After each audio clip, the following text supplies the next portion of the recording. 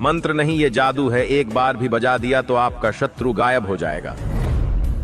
क्योंकि आज मैं हनुमान जी का वो मंत्र आपके समक्ष पेश करने जा रहा हूँ जो एक जादू के जैसा कार्य करेगी भक्तों। अगर कोई शत्रु आपको तंत्र मंत्र के माध्यम से प्रताड़ित करने की कोशिश करेगा, वो खुद उस तंत्र मंत्र के चपेट में आ जाएगा।